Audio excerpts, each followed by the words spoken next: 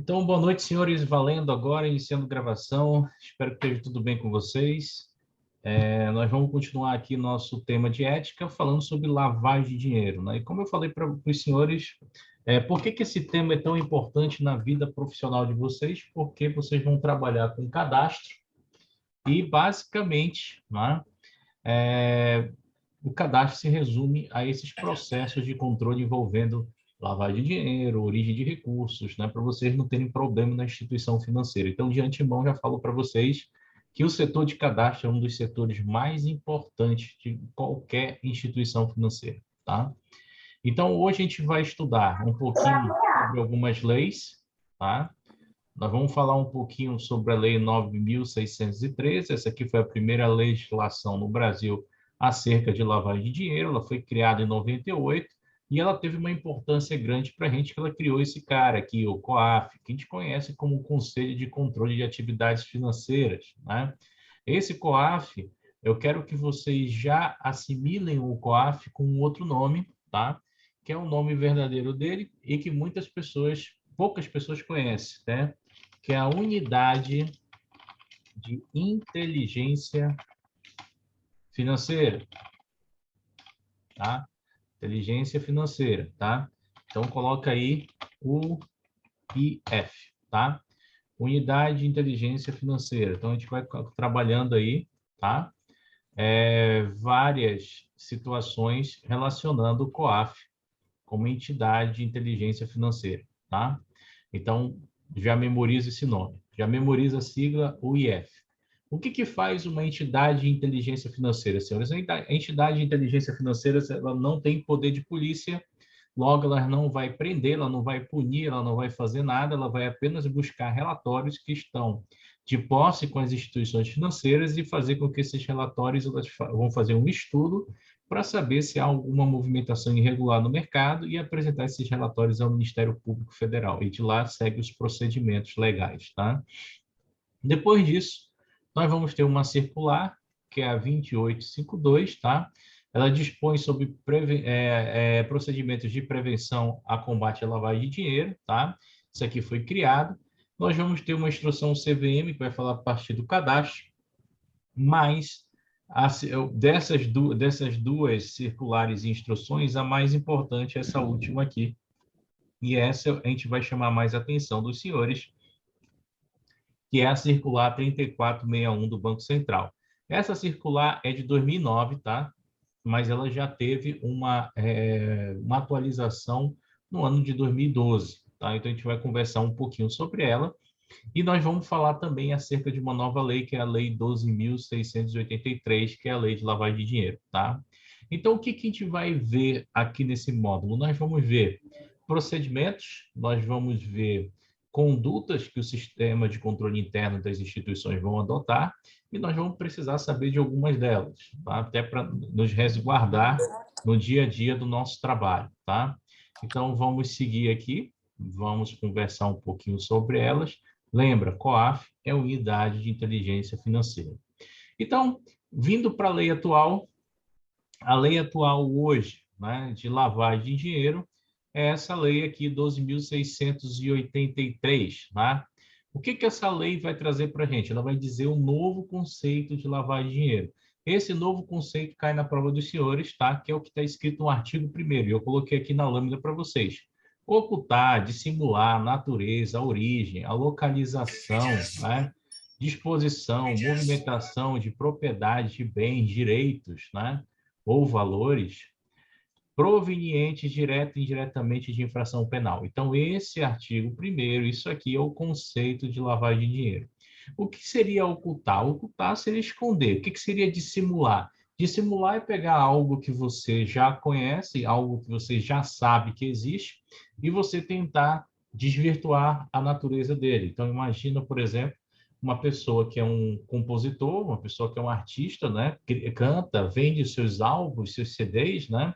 E de repente alguém pirateia o CD dele. Então, está dissimulando a natureza. Então, isso aí é o lucro que foi gerado com esse negócio, também gera crime de lavagem de dinheiro. A origem, a localização, movimentação de bens e direitos, tá? provenientes direto ou indiretamente de infração penal. Significa que nem todos os crimes que envolvem lavagem de dinheiro, eles vão estar relacionados diretamente com infração penal. E alguns sim, tá? Então, aqui também cai, nesse contexto, rachadinha, né? Caixa 2, também cai nesse contexto aqui, você está trabalhando no órgão público e fazer crime de peculato, desculpa, tá? Então, tem várias outras situações que a gente vai decorrer desse movimento, tá? Incorre da mesma pena para quem ocultar ou dissimular, tá? A utilização de bens, direitos provenientes de infração penal, tá? A pena será aumentada, isso aqui cai em prova, tá? A pena será aumentada de 1 a 2 terços se os crimes definidos nessa lei forem cometidos de forma reiterada por intermédio de organização criminosa. Então, olha só, na questão da prova de vocês, pode vir lá uma pergunta, né, dizendo assim, olha, determinado crime de lavagem de dinheiro foi feito por uma organização criminosa ou por alguém que participava de uma organização criminosa. Se for feito, né, por uma organização criminosa ou participar, né, por alguém, né, que for relacionado a uma organização criminosa, nós vamos ter aí, né, um aumento da pena, né, a gente chama de agravo, de 1 a 2 terços, tá? E se essa pessoa não pertencer a uma organização criminosa e ela ainda colaborar com as investigações, ela vai ter uma atenuante, ou seja, uma redução de 1 a 2 terços da sua pena, e quem vai fazer esses cálculos aí é o juiz, tá? Então, essa é uma situação que a gente vai ter que saber para a nossa prova. Tranquilo, senhores? Então, aqui, ó, uma outra coisa que é importante para vocês que vão trabalhar com esse negócio de lavagem de dinheiro lá nas instituições, tá?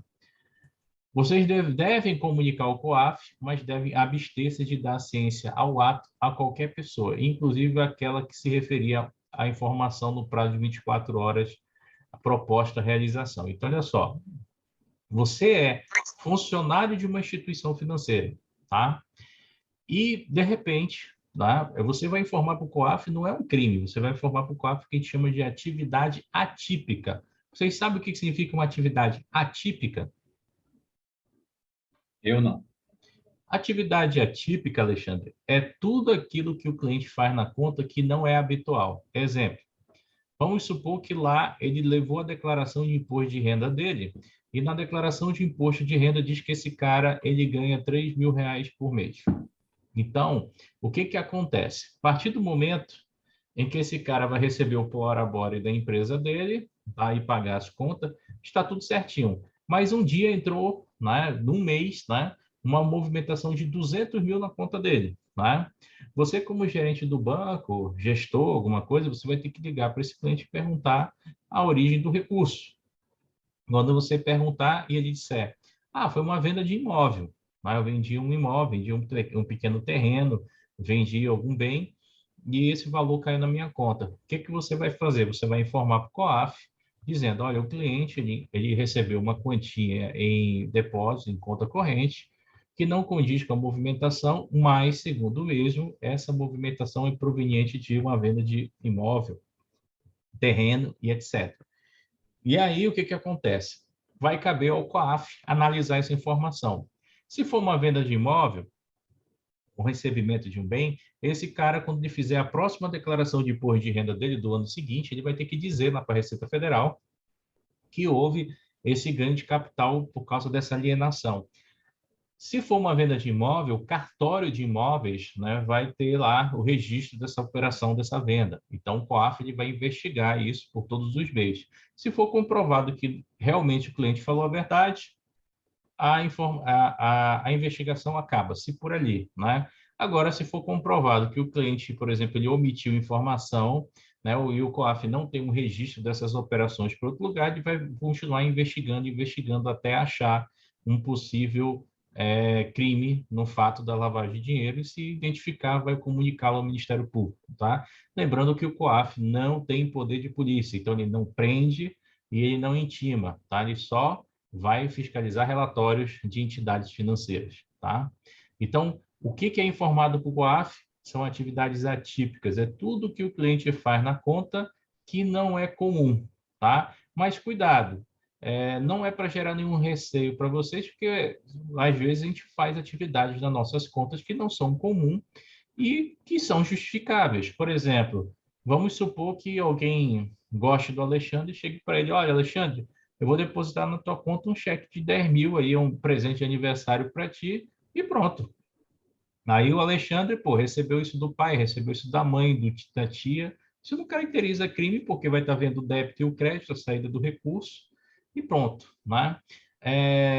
Outra coisa que pode acontecer também, né? Existem empresas, né, que elas adotam salários fixos e variáveis, né? De repente, um funcionário ele fez uma venda muito grande, fechou uma parceria muito grande, a empresa chegou lá e deu um percentual desse comissionamento para ele, né? Caiu um valor extra na conta dele. Isso também vai ser comprovável que vai ter lá o resgate, a autorização, o débito, o crédito da empresa. Então, nem sempre atividades atípicas, de um modo geral, caracterizam isso, tá? O que seriam atividades atípicas que podem vir a mexer com o COAF para entender que seria um crime de lavagem de dinheiro? Primeiro, imagina que o cara ele ganha lá 3 mil reais por mês, mas frequentemente ele recebe somas muito altas, cifras muito altas na sua conta todo mês na conta corrente. Aí o COAF vai começar a acender o sinal de alerta, né? Imagina-se que uma pessoa que não tem trabalho,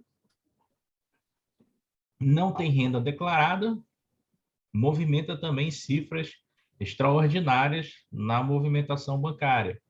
Aí o COAF também vai ter que levantar, né? Em resumo, o funcionário da instituição financeira, ele é apenas um comunicador. Ele não tem poder de polícia também, ele não tem poder de investigação, ele apenas vai comunicar ao órgão, né, aquilo que ele acha que é suspeito. E nem sempre o que o funcionário caminha, que acha que é suspeito, também é suspeito, tá? É só uma questão de atender ao normativo, tá? Então, vamos lá. Multa pecuniária variável não superior ao dobro da operação, ao dobro do lucro real presumidamente obtido, até o valor de 20 milhões. O que seria esse artigo 12, tá? Vamos supor que uma instituição financeira não comunicou um ato, né, uma atividade atípica, né? E essa atividade atípica, ela era de fato algo que foi utilizado para lavar dinheiro. Então imagina que alguém, né, vamos dizer que essa pessoa, vamos fazer um cenário aqui para a gente entender. Imagina que essa pessoa mexia com entorpecente e ela botou dinheiro dentro do banco. Ela comprou seguro, utilizou o cartão de crédito, pagou tudo isso com dinheiro oriundo do crime. Ela, vamos dizer, aplicou na Bolsa de Valores, aplicou em fundos de investimento, e o banco nunca sinalizou que essa pessoa fazia operações atípicas, né? Nunca sinalizou, né? E aí o que acontece?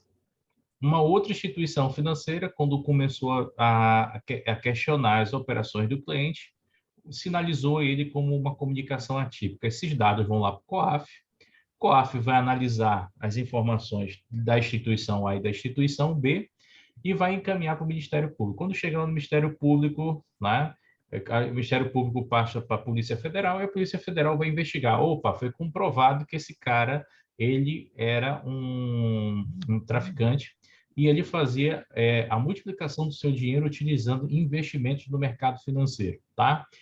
Como a instituição não informou, ela pode pagar uma multa que pode chegar a ser o dobro da operação, ou seja, se o cara movimentou 1 milhão lá, ela pode pagar 2 milhões. Ela pode pagar o dobro do lucro real obtido, ou seja, o cara movimentou 1 milhão lá, teve um lucro de mais 1 milhão, pode pagar-se o dobro desse lucro, ou o valor de 20 milhões, tá, de reais, que seria o valor, o terceiro alvo do valor da multa, tá? Isso aqui quem vai determinar é o juiz, tá? Outra situação, para a prova dos senhores, o que cai na prova é esse último item aqui, o valor, tá? Até botei um asterístico aqui. Então, a prova de vocês vai perguntar qual é o valor da multa para uma instituição financeira que não informa os desvios, ou melhor, não informa uma atividade atípica de lavagem de dinheiro, 20 milhões, tá? Isso aí serve para toda e qualquer instituição financeira. Tranquilos? Alguma dúvida até aqui, por enquanto? Não. Não, né? Então, vamos seguir aqui. Memoriza esse valor, 20 milhões é o valor, tá? Caso a instituição financeira não informe o indício de lavagem de dinheiro ou uma atividade atípica, ela pode ser multada. Cai os outros Paulo, valores? Oi, pode falar. até tu tem que também falar também sobre isso. Todo mundo, até contador. Daqui a pouco a gente vai descobrir quem é. Ah, tá. A gente vai saber todo mundo daqui a pouco. Vamos lá. Vamos seguir, tá? Então, vamos lá. Instituições que estão sujeitas, né, pela Lei 9.613, também texto da 12.000 e Circular 3461, a informar para o COAF. Empresas que trabalham com captação. Quem é que trabalha com captação? Bancos comerciais, bancos de investimentos, caixas econômicas, sociedade de crédito imobiliário, cooperativas de crédito, sociedades financeiras, toda essa turma trabalha com captação, emite um título, uma letra e um certificado e usa para captar recursos, também uma securitizadora aí. Então, todas elas vão informar os seus clientes. Instituições que trabalham com a intermediação. Quem é que trabalha com intermediação? Corretoras de valores, distribuidoras de títulos e valores imobiliários, agente autônomo de investimento, que é o meu caso. Então, essa turma aqui todinha vai ser obrigado a informar para vocês, informar para o COAF esse tipo de situação. Por exemplo, aqui na Finance, como eu estou vinculado à Genial Investimentos, a Genial tem um setor de compliance, e lá eles, de vez em quando eles questionam algumas informações e eu repasso para eles e vice-versa, tá?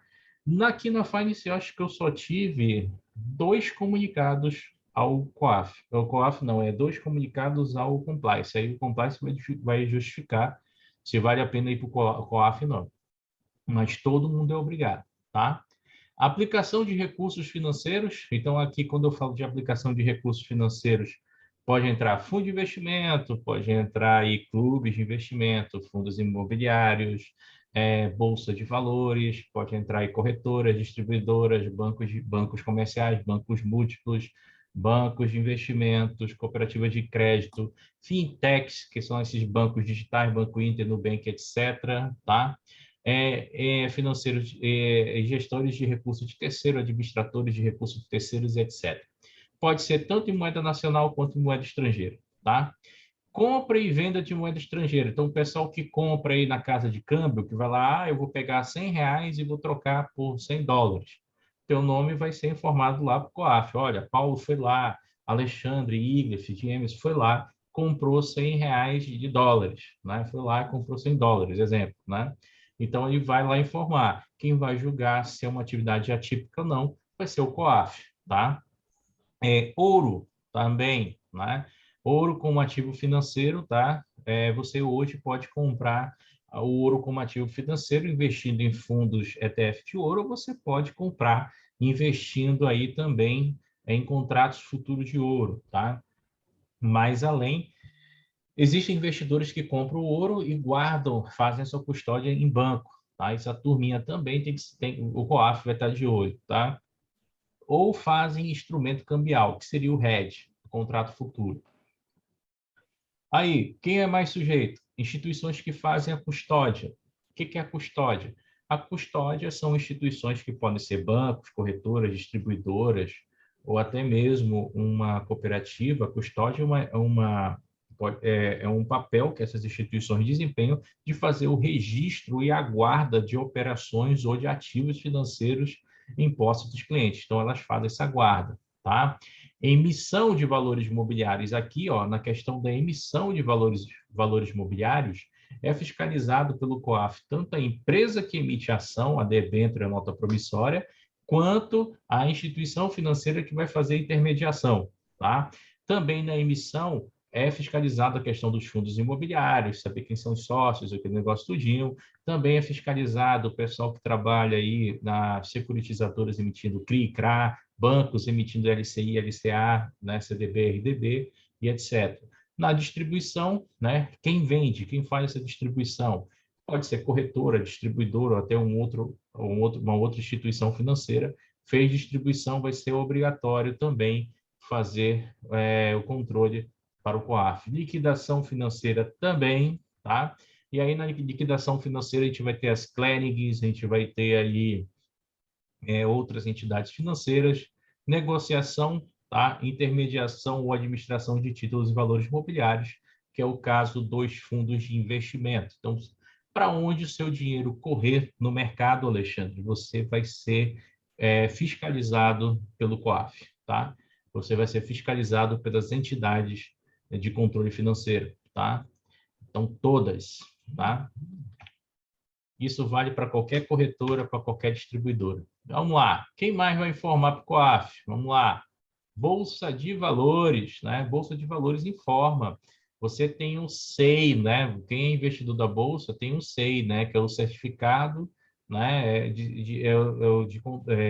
Você recebe um extrato todo mês, um certificado de quanto seriam as posições que você tem na Bolsa. Então, quem está na Bolsa de Valores vai ser informado. Quem opera com bolsas de mercadoria, comprando contratos de soja, boi gordo, né? Petróleo, álcool, milho, né, algodão e etc., também vai ser informado. Metais, né?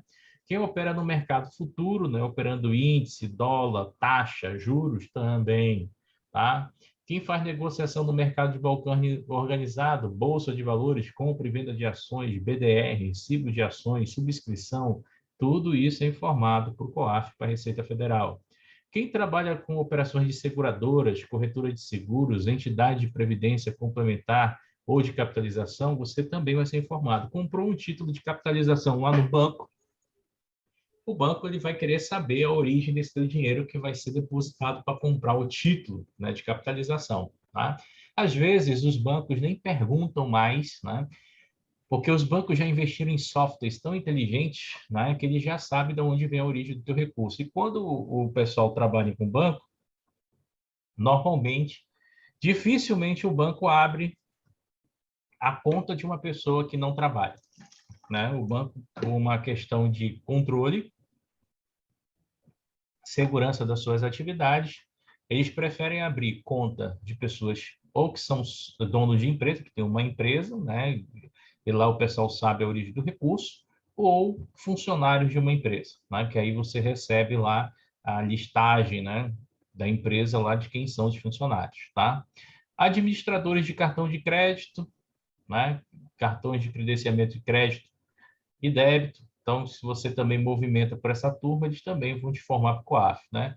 Bem como administradoras de consórcio, aquisição de bens e serviços. Você tem um consórcio aí de carro, tem um consórcio de imóveis, tá? Você pode ter certeza que você também já foi informado para o COAF, tá? Lembre-se, informações para o COAF não caracterizam crime. Eles só vão, a instituição financeira é obrigada a informar e o COAF vai verificar se a tua atividade é uma atividade atípica ou não. Se for atípica, prossegue a investigação. Se não, acaba-se ali mesmo, tá? As administradoras e empresas que utilizam, né, cartão ou qualquer meio eletrônico magnético equivalente que permita transferência de fundos. Transferiu fundos, COAF, tá? Só para vocês terem uma ideia, né, agora, né, nesse governo do Bolsonaro, foi classificadas as operações com criptomoedas, tá? Para vocês terem uma ideia, toda a movimentação de criptomoeda, né, hoje, legal no Brasil, passa pela Binance ou passa pelo mercado cripto, eu acho, uma coisa assim. E aí, todas essas operações, elas são rastreadas pela Receita Federal hoje, e a Receita botou uma instrução normativa que quem opera com criptomoeda só paga imposto acima de lucros de 30 mil por mês. Se não fizer isso, não paga, tá?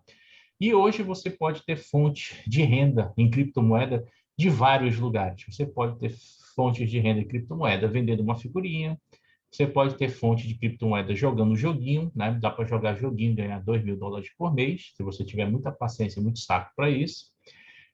Você pode fazer mineração com placas de vídeo, processador, placa-mãe, HD, e com isso pode gerar uma renda passiva para você, né? E só vai ter o custo aumento de energia elétrica, né? Que isso aí puxa demais a energia elétrica da residência dos senhores, tá? Mas hoje você pode ter uma renda de cripto. Porque antigamente as pessoas falavam para bancário que o cara operava com cripto, tá lavando dinheiro. Não, não é todo mundo que opera com cripto que lava dinheiro. Na realidade, o mercado de cripto já tem as suas regras consolidadas já há muito tempo. Deixa eu ver alguém fazendo perguntas. Isso aí, Aquila, jogos NFT. Inclusive, eu jogo 3, tá? Mas, para mim, é maior fanta isso, porque até agora eu não vi ganhar dinheiro, não. Só encheção de Mas, saco. mas NFT vai começar a dar grana agora, né? Vai por causa do metaverso, entendeu? Isso. Mas Bora só investir, que Paulo. só que tem, não, te aconselho, é o futuro, tá? Te aconselho, tá? Então, eu até fiz várias recomendações aqui na Finance de empresas que vão atuar no metaverso. Teve uma que de agosto para cá subiu 220%, entendeu? E uma de dezembro para cá subiu 26%. São duas empresas que eu recomendei do metaverso, que eu já fiz uma listagem de empresas para isso, né? Lógico, né? Estamos falando de renda variável, né? Estamos falando de especulação, só aguenta especulação quem tem sangue frio na veia, né? Quem não tem sangue frio não pode ir para esse mercado, infelizmente. Vamos lá, paguei. Seguindo, tá? Quem mais vai ter que informar ao COAF? Empresas que trabalham com arrendamento mercantil, factoring. Nós conversamos um pouco sobre factoring lá na frente, né, contratos de leasing. Para quem não conhece, as empresas que fazem contratos de leasing, vocês já ouviram falar naquele Itautec? Já ouviram falar em Itautec? Empresa de informática do Itaú? Por exemplo, vamos supor que eu, Alexandre, vamos montar uma empresa aqui, uma empresa para jogos NFT. NFT. E aí eu e o Alexandre dissemos assim, pô, a gente vai precisar de 20 máquinas, mas a gente não está afim de comprar essas 20 máquinas. A gente não quer desembolsar o dinheiro para construir 20 máquinas porreta, que a gente sabe que construir máquina de computador com grande potencial de processamento é muito caro, né? Eu acho que, dependendo da máquina, chega de ser de 15 a 20, a 30 mil reais uma máquina de computador nesse potencial, né? Mas a gente pode entrar em contato com uma empresa, exemplo, aqui no nosso exemplo, Itautec, e a gente pode fazer um contrato de leasing, paga 2.000, 1.500 por mês, e ele disponibiliza os 20 computadores. Qual é a vantagem do contrato de leasing? Que se der problema nas máquinas, eles vêm, pegam, substituem a máquina e levam. Se a máquina pegar fogo, eles vêm, pegam, substituem a máquina, porque está tudo dentro de uma cláusula de contrato seguro, né? Se a máquina ficar desatualizada, eles vêm, pegam, atualizam e botam uma outra. Então, você só fica pagando o contrato, tá? Até o final, ou melhor, a vida toda, tá? Então, você tem que ser calculado bem o custo disso. Quem é que trabalha muito com isso?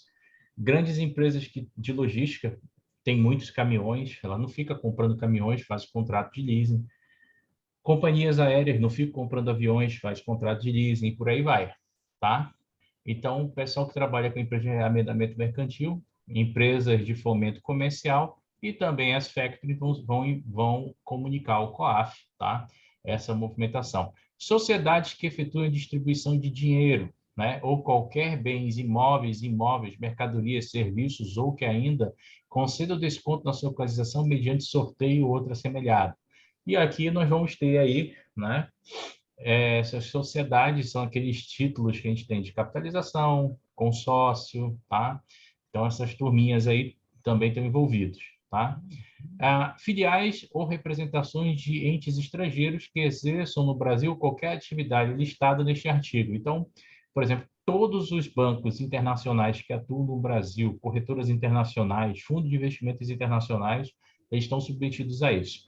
Tem aqui no Brasil empresas internacionais no ramo financeiro? Tem Citibank, você tem o BOFA, que é Bank of America, você tem aí a XP não é uma empresa genuinamente brasileira, foi abrir o capital lá fora, né? Você tem aí, quem mais? Qual é o nome daquele negócio?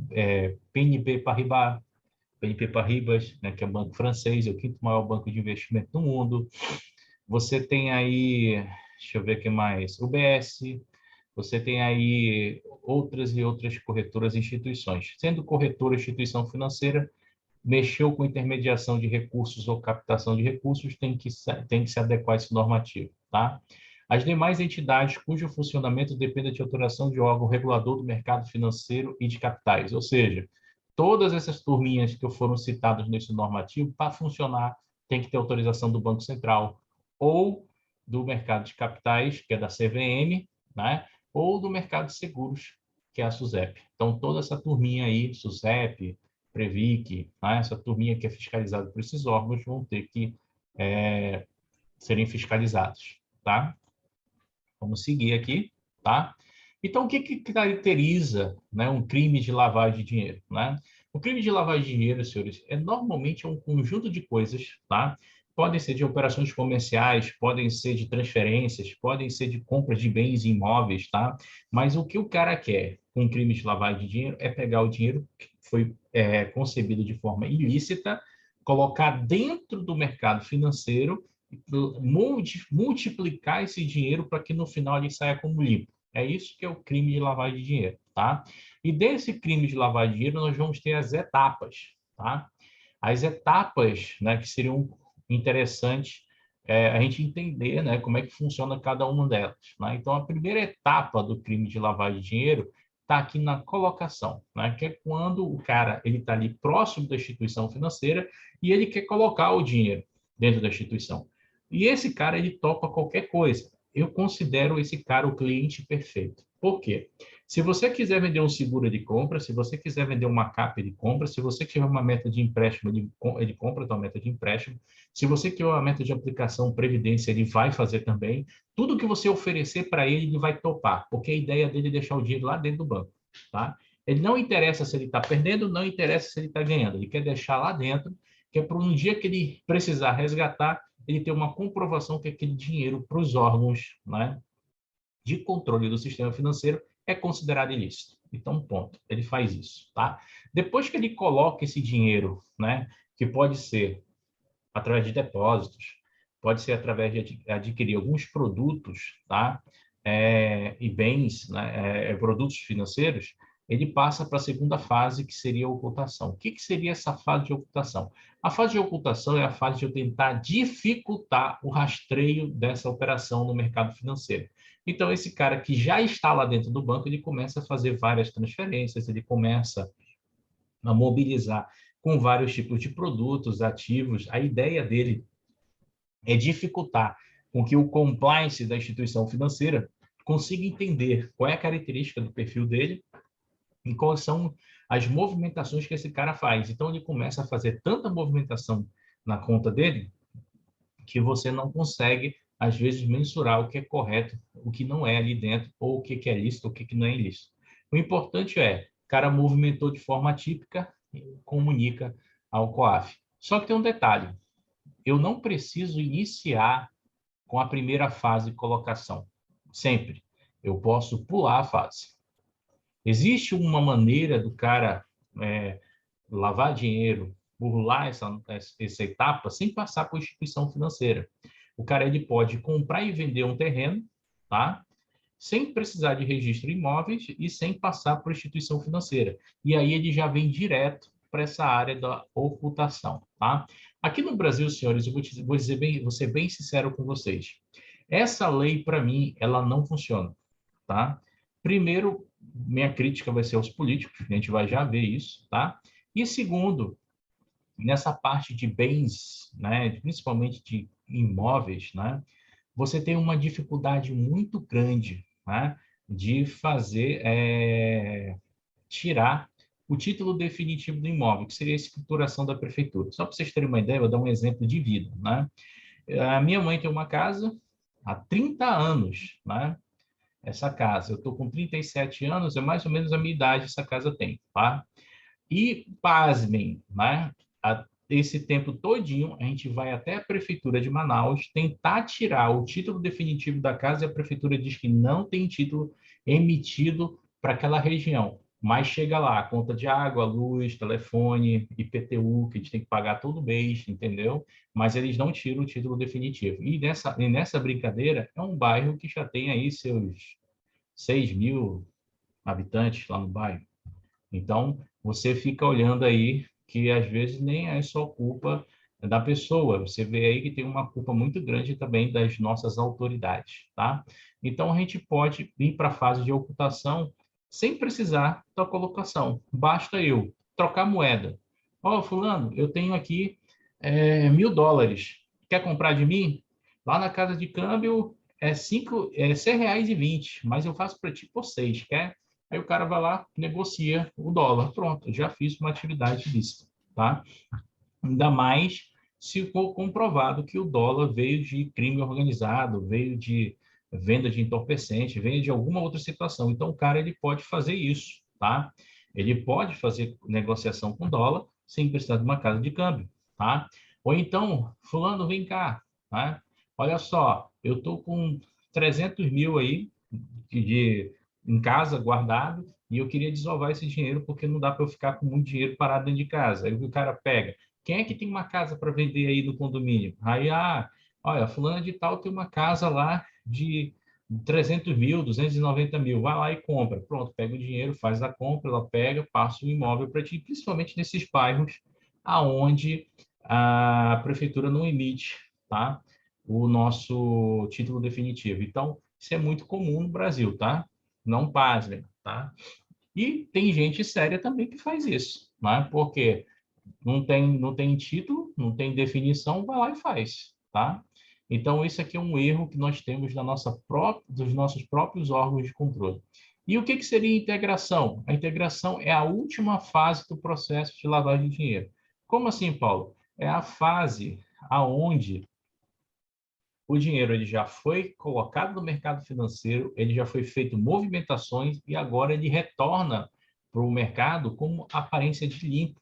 Então, agora, esse cara vai integrar esse dinheiro na economia, ele vai abrir uma empresa, ele vai contratar funcionários, ele vai vender um produto, ele vai fazer com que esse dinheiro apareça como lícito. Então, ele vai comprar bens, vai comprar casa, vai comprar imóveis, né, com finalidades comerciais. Então, essa já seria a última etapa da lavagem de dinheiro, tá? Mas saindo do contexto, né, teórico, vamos ver uma questão de prova aqui. Imagina só o seguinte: imagine, né, que um recurso o recurso oriundo de um sequestro, né, foi sacado em uma casa de câmbio no exterior, tá? A minha pergunta para vocês: o saque, né, que foi no exterior, qual das fases da lavagem de dinheiro ele caracteriza? A ocultação, a colocação ou a integração? Integração. Eu creio que é a integração. Dois falaram integração. E aí, James? Integração também. Integração? Vou com os outros. Se todo mundo errar. Bora, Cida. Fala Franz. diferente isso daí. Marja. Áquila. Vou na integração também. Integração. Vou porque todo mundo foi também. Tá bom. Se Eu vou com os demais. Se todo mundo errar, vou errar junto. E a resposta correta é a integração. Por que, Paulo, que é integração? Alguém sabe me explicar? Porque o cara já sacou o dinheiro. Porque ele já estava na casa de câmbio lá. Não. Não, porque o dinheiro já passou por todos aqueles dois processos lá. Isso aí. Raciocina. Aí agora. Pode falar, agora pode é só falar. Já passou por aqueles dois processos que você falou ali, né? Agora é só sacar, porque já foi lavado o dinheiro. Isso aí, gente. É justamente isso que o colega falou. Olha só. O recurso ele é oriundo de um sequestro, tá? E ele foi sacado numa casa de câmbio lá no exterior. Para ele ser sacado, ele tem que entrar no sistema financeiro. Então, ele foi colocar. Vocês concordam comigo? Sim. Então, foi, né? Ele Pode repetir. Ó, vou repetir aqui. Vou voltar ao desenhozinho também. Então, imagina só. O recurso é oriundo de um sequestro, foi sacado em uma casa de câmbio no exterior. Se ele foi sacado lá no exterior, tu concorda comigo que houve a entrada dele numa instituição financeira para ver a transferência? Sim. Então, Sim. pronto. Alguém abriu uma conta numa casa de câmbio e fez uma transferência. Então, teve uma colocação. Teve uma ocultação? Teve, porque um dos princípios da ocultação é prejudicar o compliance. Como é que eu faço para prejudicar o compliance? Eu faço transferência, compro vários produtos, troco moeda e por aí vai. Então, o cara fez uma transferência. E houve integração? Houve. Ele foi lá no exterior e sacou o dinheiro, foi curtir as férias, entendeu? E aí, quem é que vai comprovar? Porque o lojista lá, quando ele for comprar o presente para a namorada, for gastar no restaurante, quem é que vai comprovar que o dinheiro dele é ilícito lá? Vai ter alguém fiscalizando ele lá? Não, dinheiro é dinheiro, entendeu? Então, essa é uma situação que pode acontecer. E é uma questão de prova dos senhores, tá? A resposta é justamente a integração, porque foi a última parte do projeto. Mas cuidado, essa questão ela poderia ter vindo com uma ênfase diferente. Ela poderia ter perguntado assim, ó, o recurso foi sacado lá no exterior, mas qual foi a etapa, né, do dinheiro que fez ele ir lá para o exterior? Foi a ocultação, que é a transferência. Tranquilo? Então, só cuidado na hora que vocês forem fazer questões de prova. Vou pagar aqui, vamos seguir. Tem um monte dessas para vocês fazerem. E olha lá, aí no COAF, né? O COAF ele foi criado, gente, pela lei, lá no Ministério da Fazenda, tá? Isso pela lei 9.613. O que aconteceu desde então? Houve uma briga agora no início do atual governo, que eles queriam tirar o COAF, né, do Ministério da Fazenda e queriam deixar o COAF no Ministério da Justiça do lado da época do Sérgio Moro, né? E foi uma briga para cá e uma briga para lá e um monte de gente de rabo preso até aqui no nosso estado decidiram, brigaram e contestaram a ideia do Moro e o COAF saiu, né? Ele nem chegou aí, né, para o Ministério da Justiça e continuou no Ministério da Fazenda, hoje Ministério da Economia. Depois tentaram levar ele para o Banco Central, mas não deu em nada também, continuou lá. Então, o COAF hoje, ele está vinculado ao Ministério da Economia.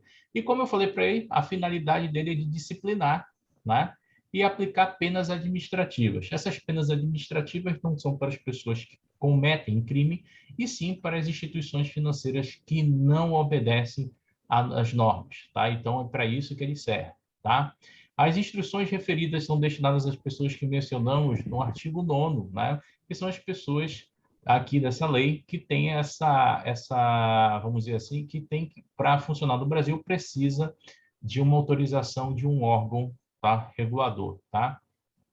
O COAF deverá ainda coordenar e propor mecanismos de cooperação e de troca de informações, tá, rápidas e eficientes de combate à lavagem de dinheiro. Essas trocas de informações, senhores, que estão aqui no parágrafo 2º da Lei 9.613 e também são repetidos na Lei 12.683, fala inclusive dos convênios internacionais. O COAF ele troca informações com vários lugares. Ele troca informações com a Polícia Federal, com a Interpol, ele troca informações com a FBI, ele troca informações com o GAFI, que é um outro mecanismo de combate a controle e atividades financeiras, tá?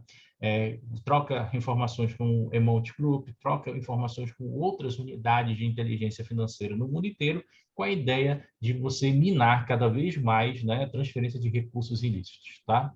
Resumindo isso, né, eu achei interessante uma vez, logo quando começou esse mecanismo de controle de lavagem de dinheiro, o forte dele foi mesmo lá em 2004, eu cheguei a participar até de um seminário do Banco Central, e na época eu assisti um vídeo, né, que em torno de, parece que é de 40% a 50% do PIB mundial é de recursos oriundos da lavagem de dinheiro. Então, é muito dinheiro, tá? Porque aí vem da máfia italiana, vem da máfia russa, da Yakuza, da máfia chinesa, das tríades, né, e por aí vai.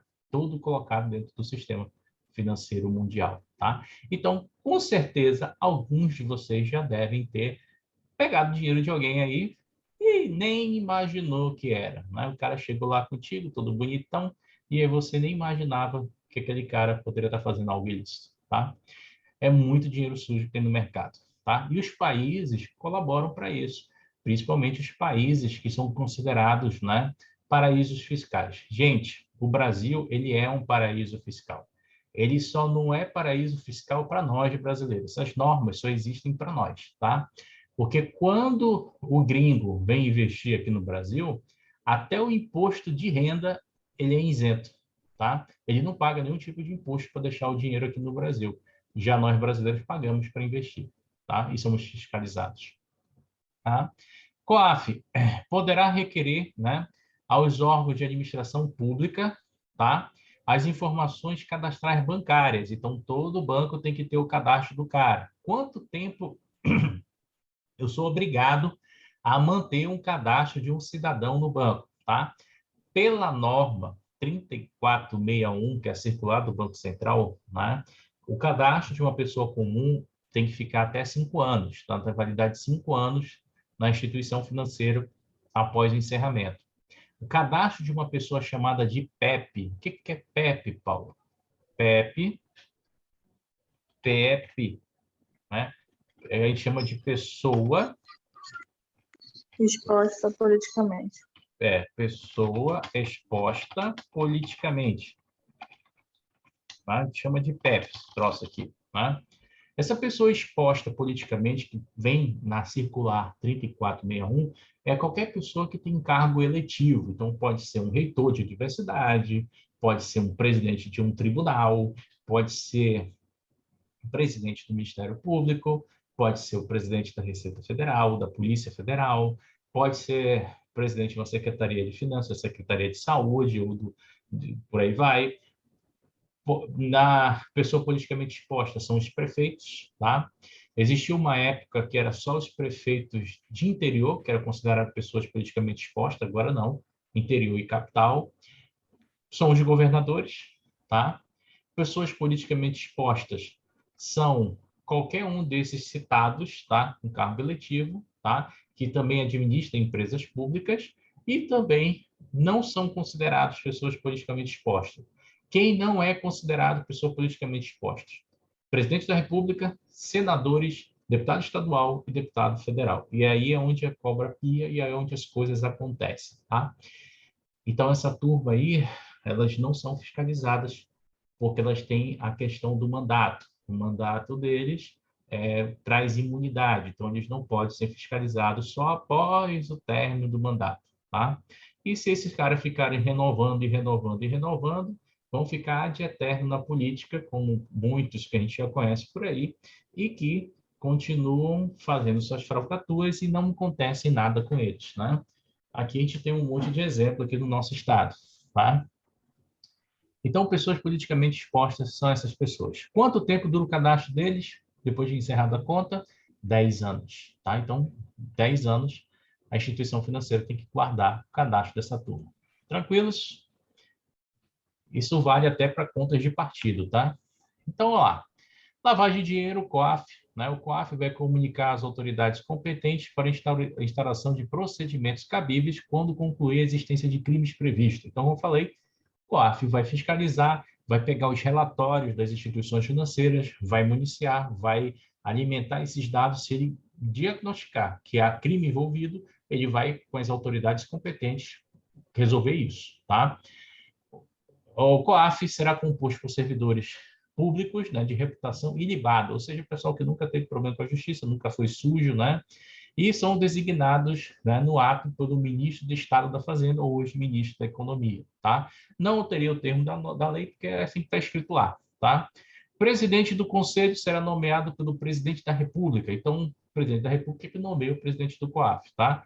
E as decisões do COAF são relativas às aplicações de penalidade administrativa, né, que caberá recurso ao Ministério da Fazenda. Então, por exemplo, se uma instituição financeira receber uma penalidade administrativa, ela tem que mandar uma carta lá para o Ministério da Fazenda, para o ministro, né, o ministro da Economia hoje, né, dizer se vai acatar ou não, tá?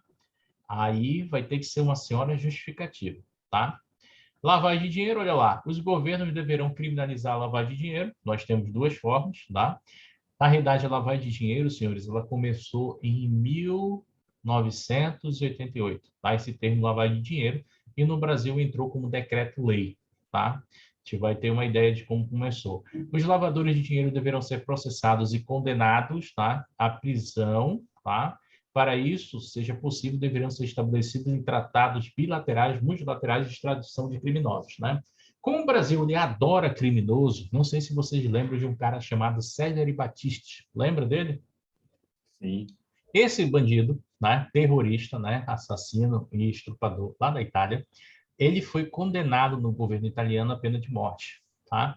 E ele veio foragido para o Brasil na década de 90 e ele se deu muito bem com partidos socialistas e partidos de extrema esquerda aqui do Brasil, ao qual ele pegou parte da sua fortuna, do seu dinheiro, feito de forma ilícita, e injetou nesses países. Tá?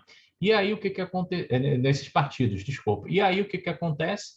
Foi uma briga, né, que fizeram, né, lá no final do governo da Dilma com o Temer, né? O Temer teve que extraditar esse cara, mas foi uma briga para extraditá-lo, porque o pessoal de esquerda não queria de jeito nenhum, porque ele era amigão, entendeu? Então, senhores, esses caras aí, eles vão ter que ser extraditados, porque senão os países eles recebem punições caso continuem abrigando esse tipo de criminosos, tá? Países que abrigam terroristas, países que abrigam criminosos dessa estirpe, eles recebem até sanções comerciais, tá? Para não poder mais vender seus produtos. Então, era um risco que o Brasil corria na época, tá? Então, olha lá. Recursos provenientes do crime, né, de que se cuida deverão ser congelados na última instância. Então, se de repente, né, o cara ele se financiou muito com o crime e o recurso dele rodou muito no mercado financeiro, esse recurso vai ser congelado para ele não conseguir vender, para ele não conseguir gastar, não fazer nada. E assim eu lembro de um caso chamado do Obadiah. Vocês lembram do Obadiah, um traficante colombiano que foi preso lá em Santa Catarina? O cara tinha um casão, mais de R$ 1 milhão, tinha lá não sei quantos, acho que 10, 7 carros importados lá na garagem, né? Ferrari e tudo mais, morava em Jurerê Internacional. Todos os bens dele foram congelados pelo governo, do Ministério Público de Santa Catarina, tá lá, tá? Ou seja, o pessoal foi vender os bens dele, já deve ter vendido, já tem tempo essa história, tá? Ó, os países, né, as entidades responsáveis pelo cumprimento da lei relativa à lavagem de dinheiro, as instituições deverão compartilhar informações. Então, senhores, como eu falei para vocês, existe um clube, tá? Onde participam as unidades de inteligência financeira do mundo todo e elas vão trocando figurinha para justamente minar, cercar essas pessoas e começar a congelar os seus bens pelo mundo inteiro. Porque esses caras eles trazem dano para a sociedade. Por isso que eles têm que ser bloqueados dessa forma. Os bancos são obrigados a cooperar com iniciativas, né, e providências voltadas ao cumprimento da lei. Então, todas as instituições, não é só o banco, não, todas as instituições, que aqui embaixo, no artigo também fala, bancos e entidades semelhantes, né, deverão implantar rígidos procedimentos de identificação contra esses tipos de crime, tá?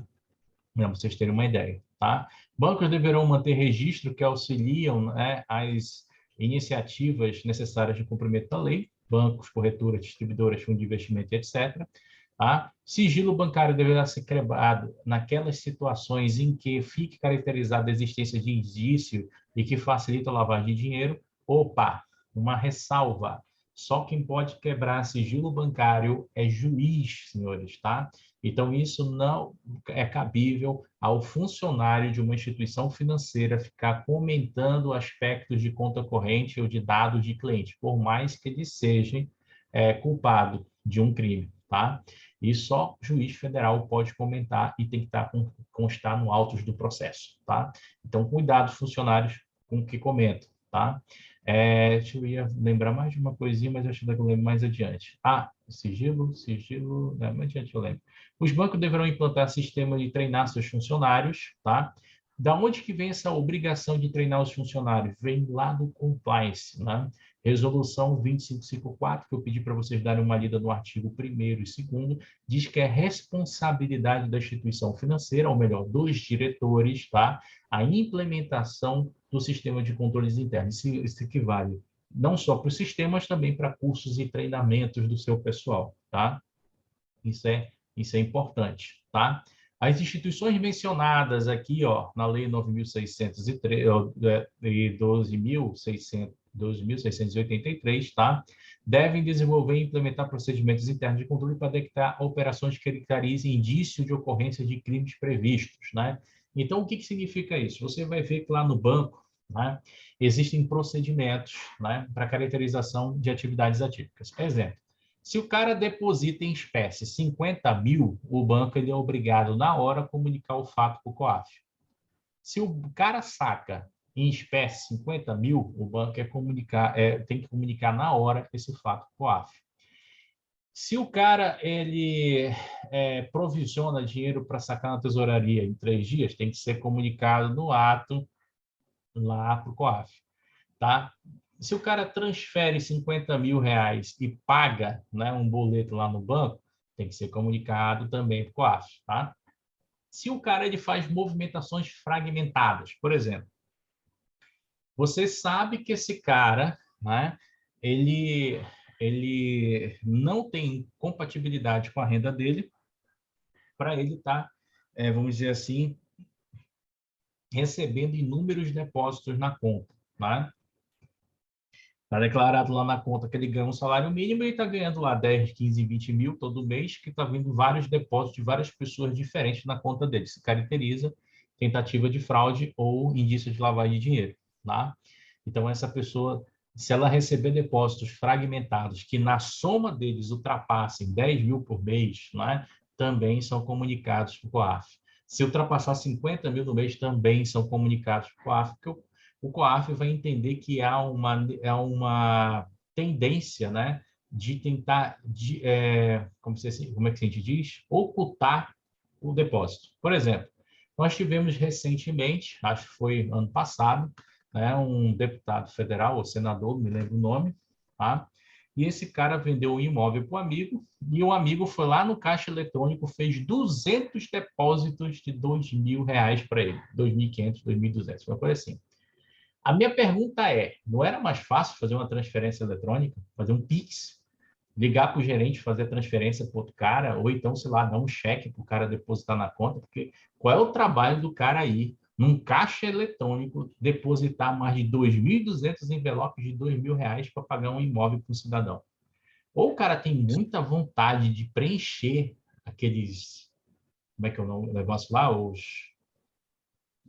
Envelope bancário. aquele envelope de depósito, ou ele, sei lá, ele gosta muito do banco, ele quis ir todo dia lá, tá afim da gerente, tá afim do gerente lá, queria olhar.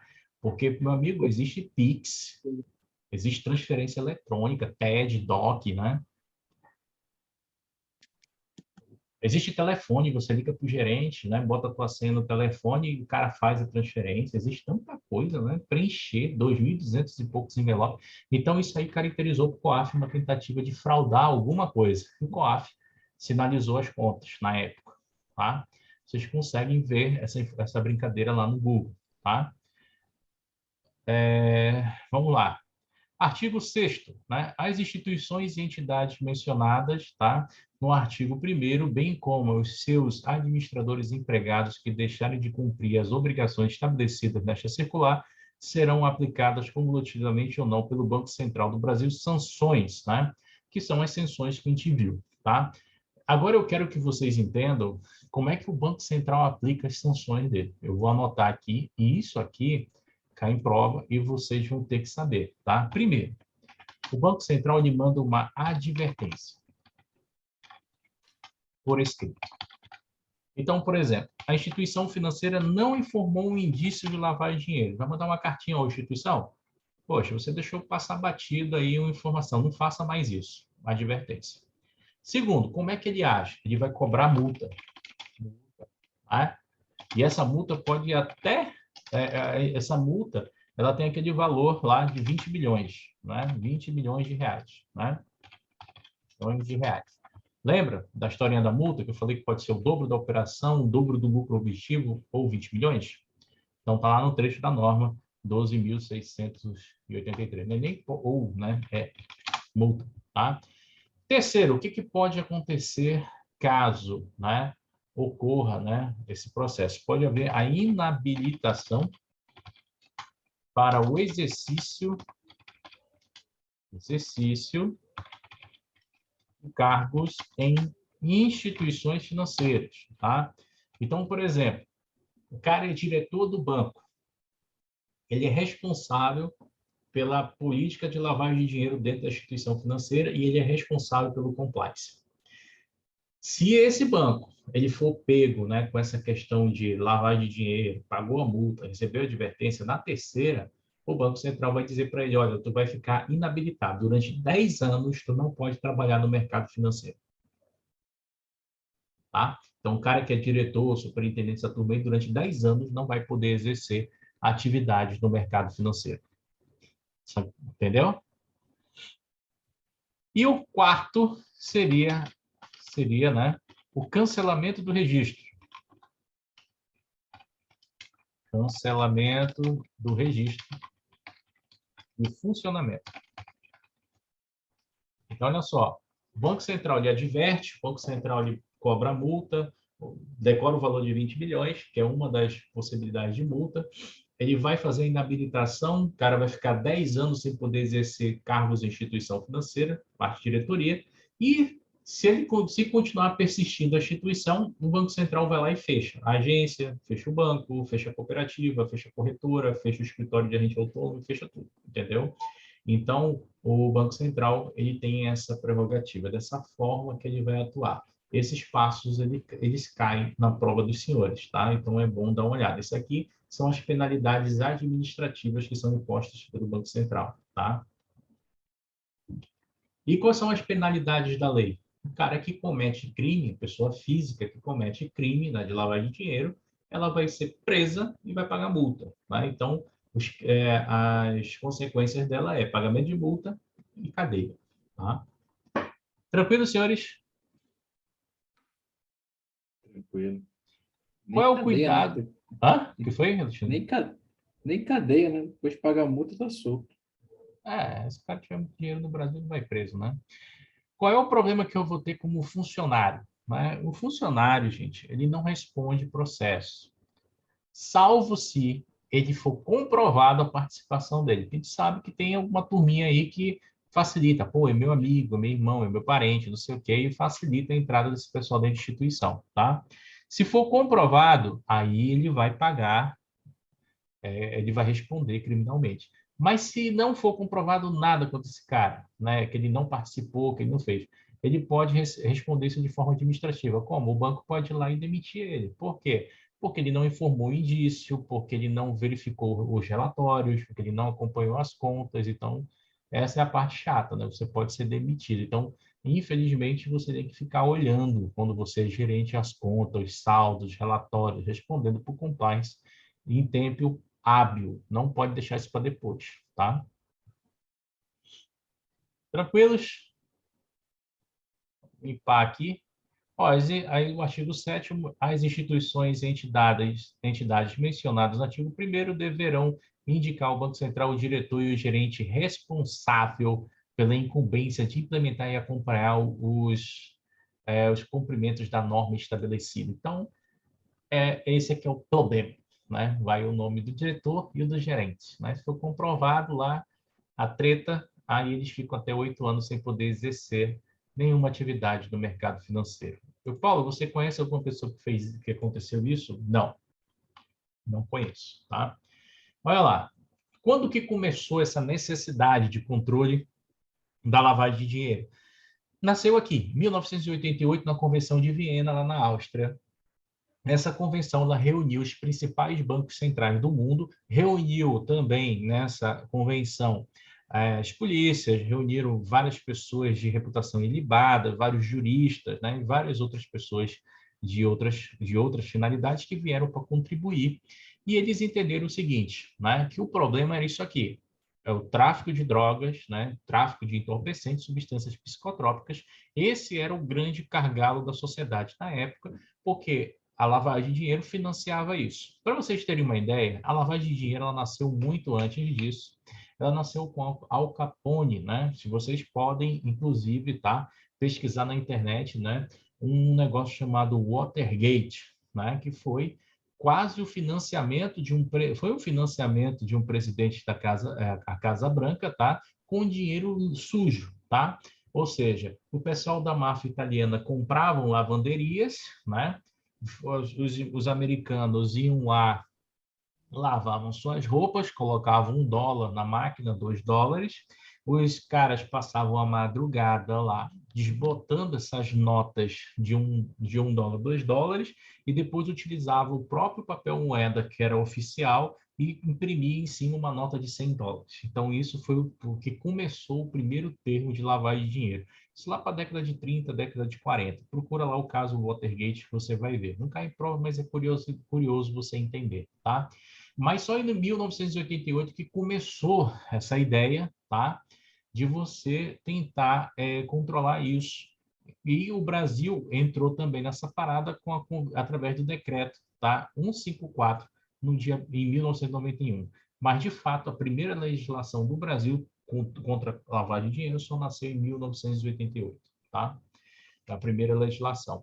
Os organismos internacionais de combate, que também trocam informações com o Brasil, são estes. Então, a gente vai ter a Comissão Internacional para o Controle e Abuso de Drogas, a gente vai ter o Programa das Nações Unidas de Controle Internacional de Drogas, a gente vai ter o GAFI, que é o Grupo de Ação Financeira sobre a Lavagem de Dinheiro. Esse aqui pega os G7, os países mais ricos do mundo. Nós vamos ter o FIU, né, que é a Unidade Financeira de Inteligência, né, a Agência Nacional responsável por receber, analisar e distribuir denúncias referentes, né, à lavagem de dinheiro, e toda essa turma se comunica com o COAF, que é a Unidade de Inteligência Financeira aqui do Brasil. Vão trocar informações sobre dados de conta, saldo, titulares, familiares, parentes, correlacionados, negócios, né, empresas, vamos falar tudo que essas pessoas envolvidas fazem em todos esses países, tá? Ou no mundo, tá? Então, essa é a ideia. Tranquilos? E aí, na política de lavagem de dinheiro, eu também tenho a questão conheça o seu cliente. Eu tenho um conheça o seu cliente que atende o Suitability, que é a questão do perfil do investidor, e tenho aqui a conheça o seu cliente na questão da lavagem de dinheiro. E quando eu chego aqui na lavagem de dinheiro, a necessidade de eu conhecer meu cliente é para eu saber acerca da origem dos recursos da movimentação financeira que é na sua conta. Então, eu vou precisar conhecê-lo para saber sua capacidade e etc. É muito comum, né, as instituições financeiras realizarem visitas aos seus clientes para saber a origem dos recursos, né? Tem muito cara, por exemplo, nessa época que teve a explosão das criptomoedas, teve muita gente que criou umas pirâmides por aí, né? Enganando várias pessoas, né? Por exemplo, existia cara que tinha CNPJ de frigorífico, CNPJ de padaria e estava lá como instituição financeira, agenciamento de negócios, né? Lá na placa da loja e soluções financeiras, né? E aí muitos gerentes não foram atrás desses caras, muitos profissionais financeiros não identificaram esses caras, e aí nasceu várias empresas, uma delas a Unic, né, que pegou o dinheiro de várias pessoas transferidas por várias contas para uma única conta de uma empresa, e os caras foram fazer pirâmide com criptomoedas, né? E aí várias pessoas perderam granas e granas e granas, tá? Olha só. Uma outra coisa que eu preciso ver sobre a política aqui é essa resolução 2025. O que ela fala sobre cadastro? Como eu falei para vocês, o cadastro é o papel vital de uma instituição financeira. Um cadastro bem feito evita de você ter esses dores de cabeça. Então, conhecer o seu cliente impacta em você fazer um bom cadastro, fazer um bom relacionamento logo na primeira etapa, que é quando ele vem para a instituição financeira. É lá que você tem que conhecer a empresa, que você tem que conseguir ver os dados, que você tem que bater tudo. Depois que ele entra, é muito difícil você fazer esse acompanhamento. Então, é lá que você vai fazer. Aqui, infelizmente, né, vai ter gente que vai chegar com você e vai dizer assim, olha, eu vim abrir uma conta aqui, mas esse aqui é meu RG. Aí tu olha lá, o RG é uma Xerox, preta e branca, sem autenticação. Vai abrir conta? Não, não vai. Ah, o cara veio com RG. Beleza, o cara tem 80 anos, está à tua frente, mas o RG dele é de 12 anos. Nem dá para te identificar a pessoa e está toda rasurada, toda borrada. Vai abrir a conta? Não. O cara bateu a foto de boné. Vai abrir a conta? Não. Entendeu? Então, são pequenos detalhes que você vai ter que desvirtuar, né? Para quem assistiu aquele filme, né, O Assalto ao Banco Central, percebeu que o RG do cara que abriu a conta no banco, o cara estava de óculos escuros e de boné. Como é que tu vai reconhecer um cara desse? E foi aberta a conta dele dessa forma, tá? Então, cuidado, tá? Bom, ainda sobre lavagem de dinheiro, só para a gente fechar aqui para o próximo assunto, quem mais pode informar indícios de lavagem de dinheiro, tá? Segundo a norma 3461 para o COAF. Empresários de jogadores de futebol ou atores, tá? Atrizes e atores. Esse cara ele é obrigado a informar lá os convênios, os acordos comerciais, os ganhos, transferência de atleta, valores de passe, tudo ele é obrigado a informar para o COAF, tá? Outra pessoa que é obrigada a informar para o COAF, fazendeiro. Fazendeiro ele é obrigado a informar lá os bois, né, as vendas, os cabeças, os gados, tudo direitinho. Outra pessoa que é obrigada a informar para o COAF, né, joalheria, né?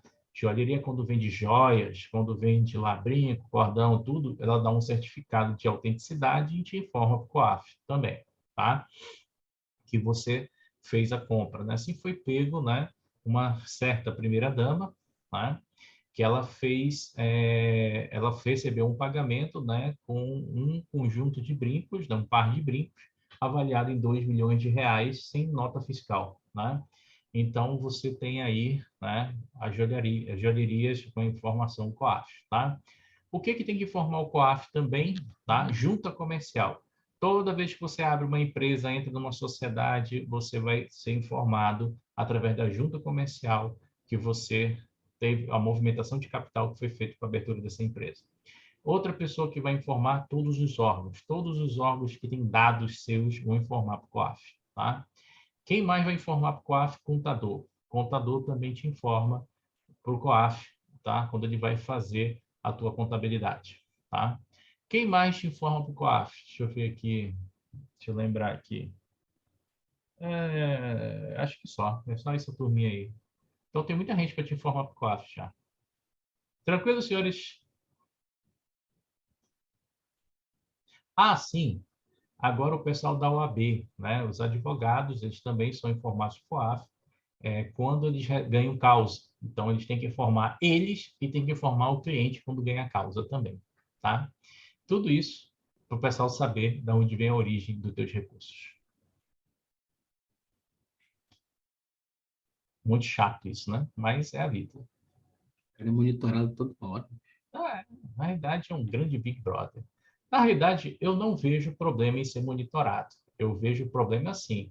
É a gente ser monitorado, ver as pessoas sendo pegas, tendo comprovações e provas, e essas pessoas não sendo punidas da forma que era para ser punido, né? Elas se saem por causa de furo privilegiado ou se salvam por causa de amigos, né? Então, isso que eu acho injusto, porque o brasileiro comum, que somos nós, se a gente for pego por um tipo de atividade dessa, ilícita, a gente vai preso, vai pagar e não vai ter quem salve a gente, não. Entendeu? Esse que é o chato, certo? E aí, senhores, nós terminamos essa parte de lavagem de dinheiro e vamos entrar aqui no mercado de capitais. Qual a ideia agora? A gente vai ver os crimes que podem ser feitos no mercado de capitais. E os crimes do mercado de capitais são chamados de insider information. O que é insider information? São informações privilegiadas. Seria a melhor tradução para vocês. Mas insider information, traduzindo ao pé da letra, seria a informação que vem de dentro do negócio, vem de dentro da empresa, de dentro da instituição financeira. Ou seja, existem caminhos oficiais para eu divulgar informações acerca de lançamento de títulos e valores imobiliários, IPO, oferta pública ou fatos relevantes no mercado. Por onde eu divulgo, Paulo? Toda informação relevante ao mercado que pode impactar significativamente no preço de um ativo, ela tem que ser divulgada por 3 caminhos oficiais. Elas têm que ser divulgadas pelo site da Bolsa de Valores, tem que ser divulgada pelos jornais de maior circulação e tem que ser divulgado pelo site da empresa ou da instituição que vai lançar o ativo. Tá? Se alguém se privilegia de uma informação antes do tempo, né?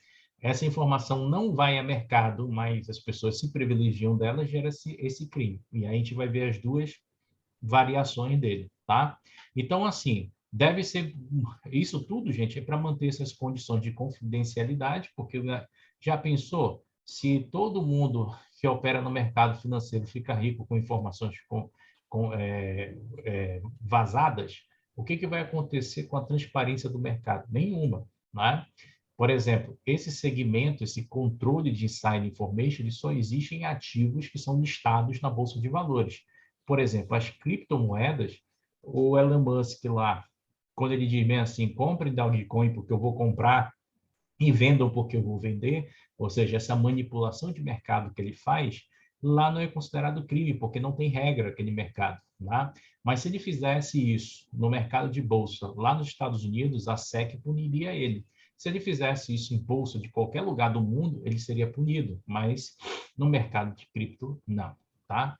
As informações têm que ser divulgadas como informações relevantes para todo o mercado e não sejam utilizadas em benefício próprio de um grupo de pessoas ou de uma única pessoa, tá? Então, isso aqui é o critério para não haver inside information. E quando a gente fala de inside information, a gente vai ter dois crimes. O primeiro é o insider trade, né? O insider trade, tá? É quando uma informação ela provém de dentro da empresa ou de dentro da instituição financeira que está fazendo o negócio. Então, imagina que tem alguma informação privilegiada no mercado sobre a Petrobras. Imagine que tem uma informação no mercado que a Petrobras vai comprar todas as empresas de petróleo do Brasil. Imagine que tem uma informação privilegiada no mercado que a Petrobras descobriu um combustível, né, que é petróleo, mas que não emite carbono. Ela fez essa tecnologia e imagine que ela vai comprar todas as empresas da América Latina. São 3 informações privilegiadas. Só que tem um detalhe. Só quem sabe disso é os bancos que vão fazer negociações e os diretores da Petrobras. Ninguém mais sabe, né? E aí o que acontece? Essas pessoas que estão envolvidas, né, nesse conhecimento começam a comprar ações da Petro, e a Petro começa a fazer essa movimentação. E depois que sai a informação para o mercado, essas pessoas ficaram ricas, né?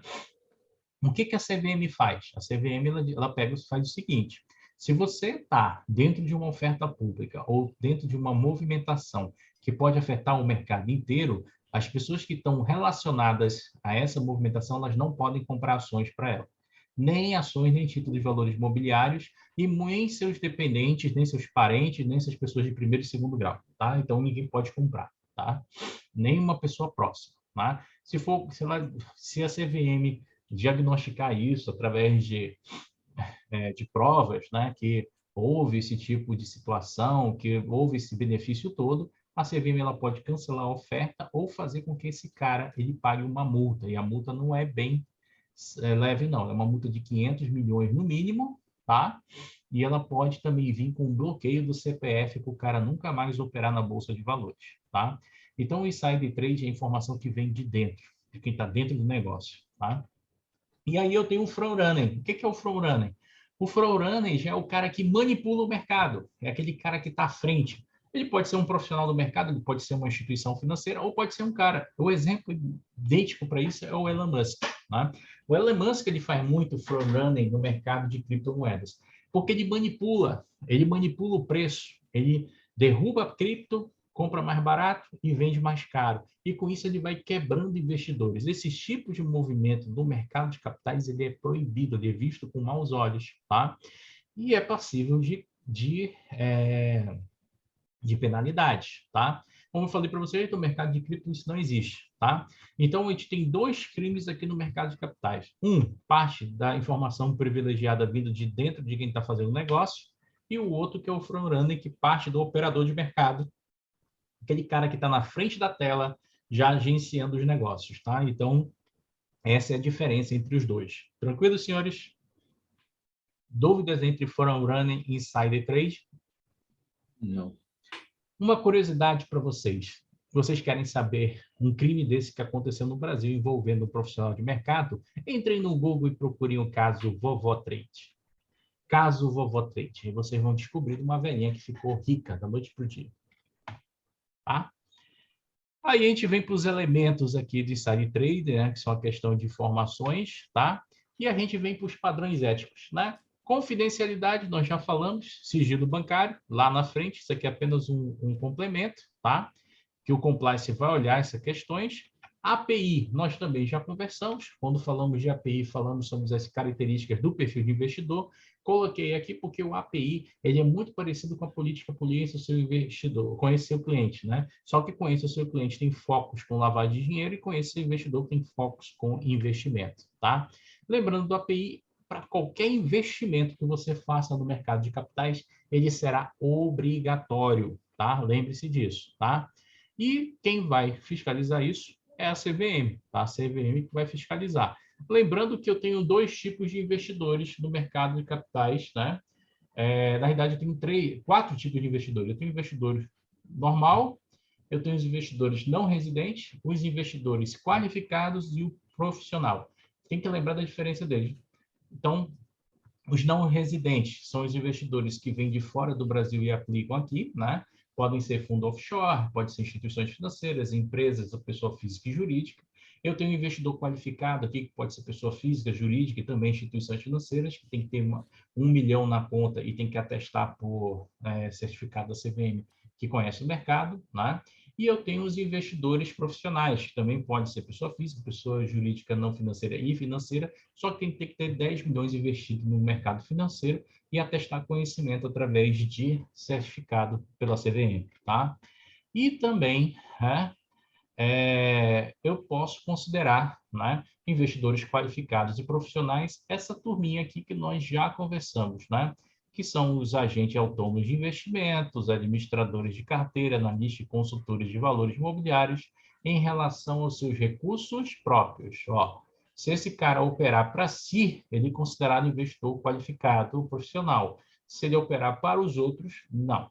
Então, se o cliente contrata ele para operar para ele, o cliente não ganha o título de investidor qualificado e profissional. Tranquilo, senhores? Deixa eu ver o que tem mais por aqui, né? Aqui é a norma de suitability, né? O tipo de... Eu botei do lado aqui só para vocês terem uma ideia de... como é que se diz? Modelo, né? Da norma, né? Como é que era apresentada. E quando a gente fala do API, o que a gente vai avaliar no API? Né? O API, né? Que é a avaliação do perfil do investidor, a gente viu que ele tem duração de 720 dias, né? E ele vai trazer um pequeno conhecimento acerca da origem do recurso para investimento e também sobre conhecimento. Então, o API ele vai focar para saber se o investidor tem conhecimento acerca do mercado. Mas, basicamente, o API ele quer conhecer isso aqui, o objetivo do investidor. Por que o investidor vai investir, né? Então, o API ele quer avaliar quais são os objetivos do investidor que ele procura na hora de investir. Ele quer rentabilidade ou segurança. Se o investidor falar que ele tem pavor de volatilidade, que ele não quer perder dinheiro e quer apenas conservar o patrimônio, de cara ele já é classificado como investidor conservador. Se no API ele testificar que ele quer ir aumentando gradativamente o seu capital, ele já pode ser classificado como moderado ou um nível acima. Tá? O API também quer saber o horizonte. Quanto tempo você vai deixar esse seu dinheiro investido? Né? Porque aí tem um detalhe. Qual?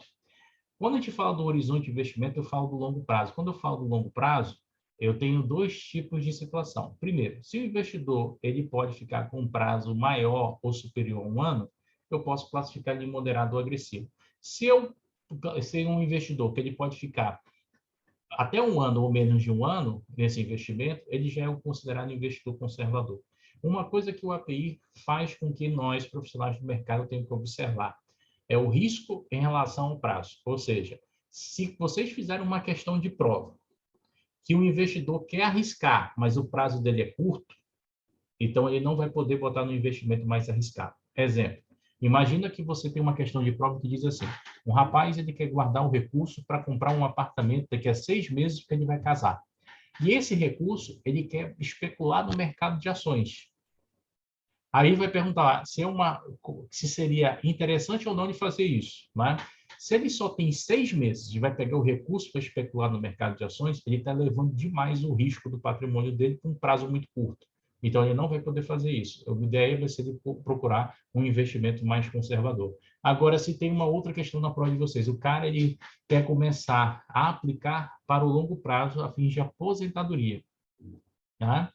E ele quer aumentar gradativamente seu patrimônio. Se ele vai aplicar por longo prazo e quer se aposentar, ele pode ter parcelas de risco um pouco mais exageradas na sua composição da carteira, porque o longo prazo compensa. Então, cuidado com esses tipos de questões que vão fazer vocês analisarem o perfil em relação ao prazo, tá? Quando eu falo também do investidor, aqui no API, o API ele vai fazer uma relação sobre risco e retorno, uma coisa bem simples. Gente, eu não consigo ter pouco risco e muita rentabilidade. Isso é impossível. Se eu tenho um investimento que me dá muita rentabilidade, ele tem que ter muito risco para compensar o retorno. Se eu tenho um investimento que me dá muito risco e baixa rentabilidade, esse investimento está desequilibrado. Ou seja, aquilo que me dá baixa rentabilidade tem que me dar muita segurança, entendeu? Então, quando eu falo para vocês, por exemplo, quando o investidor vai investir e ele quer segurança nos ativos, ele não pode aplicar em investimentos de alta rentabilidade. Se ele quer a alavancagem dos ativos, ele pode aplicar em investimentos de alta rentabilidade, tá? Então, basicamente assim que funciona a questão do risco e retorno. Então, quanto maior o risco, maior será o retorno, maior será a rentabilidade.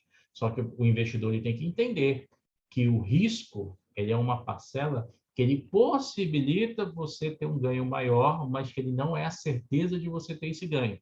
Porque muitas das vezes os investidores eles pensam assim, eu vou aplicar no mercado de ações, vou ficar rico, vou brincar no mini índice, no dólar futuro e vou ficar rico. Porque eles olham o risco e a taxa, né? Ou seja, se eles conseguem pagar o risco, que a taxa dá uma rentabilidade muito grande, 10, 15% ao dia, 1% ao dia, 20% ao dia, que eles conseguem fazer isso, eles vão lá e vão operar. Só que tem um risco. Qual é o risco? Você operar no mini índice, no mini dólar, alavancando seu patrimônio, você tem o risco de perder todo o seu patrimônio, né? E isso muitos investidores não levam em consideração e as corretoras estão adorando minar eles com esse tipo de pensamento, tá? E de 2017 até hoje, 98% das pessoas que brincaram no day trade quebraram as suas contas, né? Dados da Fundação Getúlio Vargas, tá? Só dá uma procurada aí, é uma tese da Fundação Getúlio Vargas da Suma Investimentos, tá? E aí, a última etapa da API é a questão de você sentar com o seu analista, ou melhor, com o seu assessor de investimento e com o seu gerente, e aí você partir para a diversificação da carteira, ou seja, se você quer se proteger de risco, você diversifica, ou seja, teoria do portfólio, né? Você nunca vai colocar os mesmos investimentos, ou melhor, o teu dinheiro todo em um único investimento, você vai diversificar, porque a ideia é proteção. Se a tua ideia, né, não é diversificar investimentos, a tua ideia é risco, aí tu pode haver a concentração, tá? Mas esse é um caso de teoria do portfólio, tá? Diversificar, para a prova de vocês, significa reduzir risco e aumentar um pouco a rentabilidade. Diversificar, para a prova de vocês, a melhor medida de estatística que é utilizada para a diversificação de investimentos é chamada de correlação, tá? Correlação negativa. Certinho, senhores? Certinho? Todo mundo vive por aí? Beleza. Ok. Então, senhores, depois que a gente viu o API, depois que a gente viu o risco, o horizonte, né?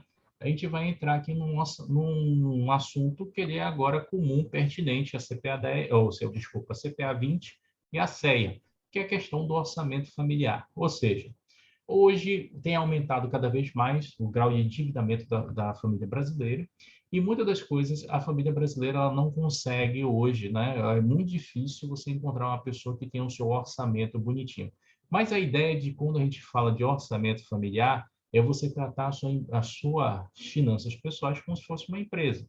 Então, você vai ter que desenvolver um fluxo de caixa, você vai fazer lá uma relação entre ativo e passivo, né?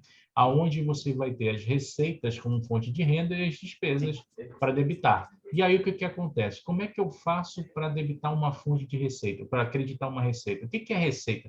Receita é tudo aquilo que entra, né?